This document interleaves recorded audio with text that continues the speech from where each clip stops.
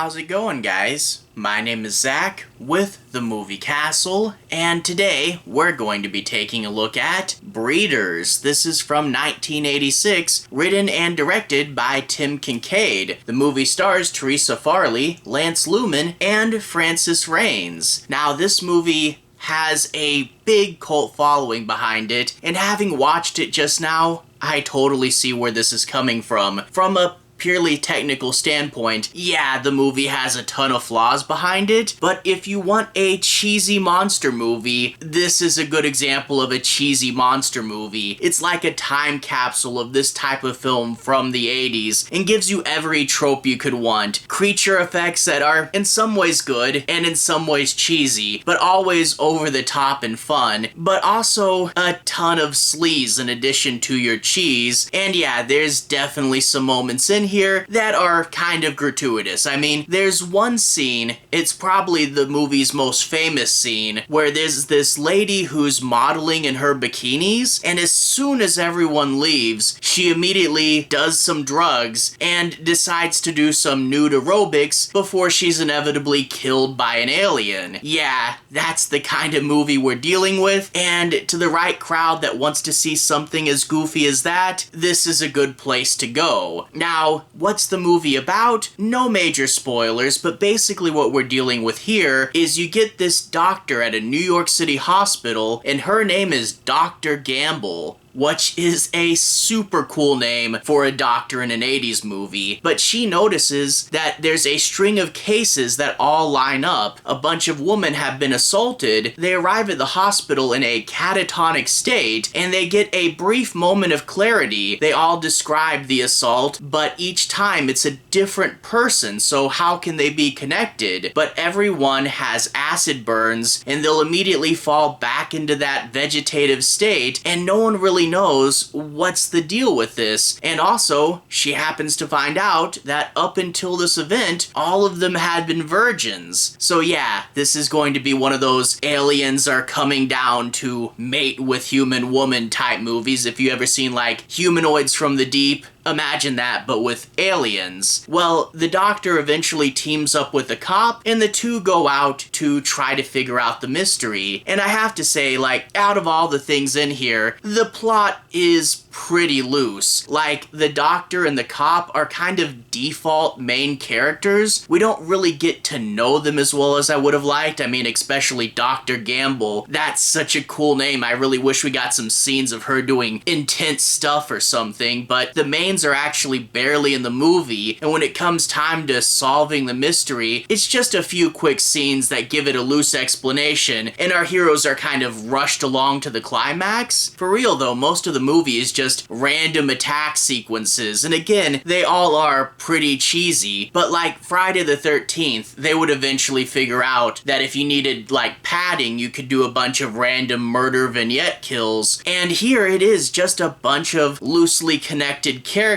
but they all happen to get picked off by these people that are hosting the aliens, you know? And I do wish there was a little bit more to it. I do wish we got to find out more about the aliens, especially because there's this whole thing where they track them underground and there's a loose explanation as to like who they are, but I could have gone with a lot more of that, and I could have gone with a lot more mystery, but that's really not what this movie is trying to do. The creatures themselves are pretty fun. You know, it's going to be like they infest a guy to be their host and then go find a woman that they'll put into the catatonic state, and when the guy is about to turn, you know, you do get some fun effects, like his hand starts to get all gooey and his face starts to get messed up. Whenever you do see a full alien, it's usually kept in the shadows, and with how fun and cheesy the effects are, I do wish they were, again, more in the forefront. Sometimes, though, you can see a full alien and it's just some guy in a suit, so it's a case of, yeah, they're there and they're fun, but man, if we really went for it, it could have been absolutely crazy. But that being said, we do build up to this, like, weird little sequence. Like, the finale is over kind of quickly, but it's a weird, surreal image that I'm like, okay, I get what they were going for. And I think they tried to make something a little bit more out of this one. It really reminded me of a Larry Cohen movie, because Cohen would take B movies and combine them with serious social issues. There is a metaphor here. It does talk about sexual assault, and the thing is, you have sex, which is something that should be, you know, completely natural, part of the human life cycle. But when you have something like sexual assault, all of a sudden sex becomes something that's scary and also alien to us. And yeah, having sexual assault be portrayed as literally an evil monster, it's not hard to understand the narrative. But yeah, there is a metaphor here. Now, that being said, doing your movie as a sleazy B movie, does the metaphor always 100% of the time land?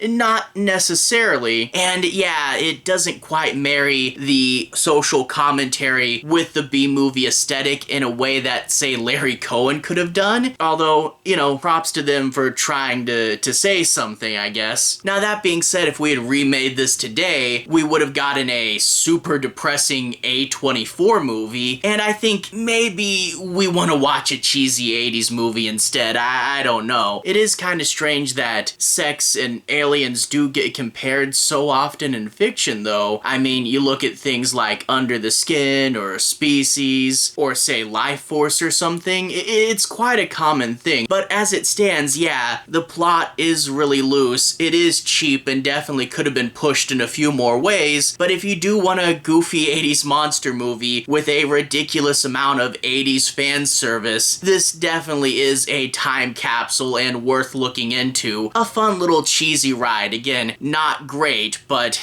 something that is totally out there and worth checking out for the right crowd. Anyway, to everyone who's watched so far, thank you for watching. To everyone who's liked and subscribed, thank you. You really are helping the channel out. I'll leave a relevant playlist on the bottom. If you guys want to see more videos kind of like this, you can click right there and see more. Anyway, have a good day. I'll see you guys again very, very soon. Playlist here. Have a good day now.